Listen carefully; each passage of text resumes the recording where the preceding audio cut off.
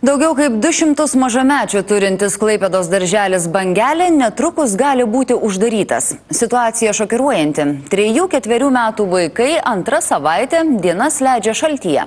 Darželio termometrai tepakyla vos iki 13 laipsnių šilumos. Iš Klaipėdos Ramunė Banzinė. Uostamiesčio darželio Bangelė auklėtiniai lovytėse miega apsirengę, o koridoriais eina su pirštinėmis. 2 savaitės darželyje termometrai rodė nuo 13 iki 15 laipsnių. Arba daugmaž 5 laipsniai žemesnė temperatūra nei turėtų būti. Kiek susirgo, negalėtumėm jums tiksliai atsakyti kol kas, bet iš tiesų, kad buvo vaikų, kurių netvežė, sakykime, tėveliai, vien dėl to, kad įstaiga yra šalta, tai taip yra nemažai.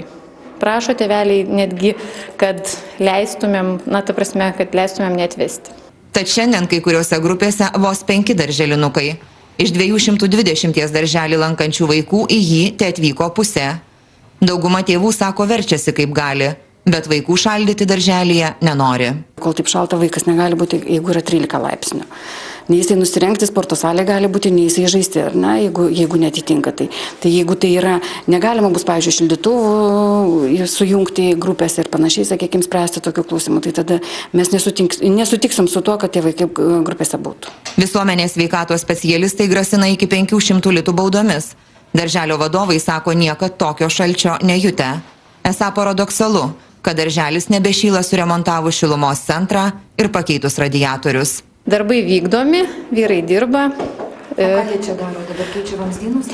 Ne vamzdynus keičia, o rudenį buvo pakeisti radiatoriai. Ir iš tiesų jie dabar reguliuoja, vykdo tiesiog atitinkamus darbus, kurie pakeltų temperatūrą mūsų įstaigai.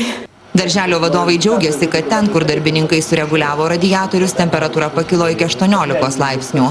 Tačiau šildymą prižiūrintis atkerta, kad radiatoriai darželio negelbsti, kai pastatas kiauras ir vėjas košia pro senus langus.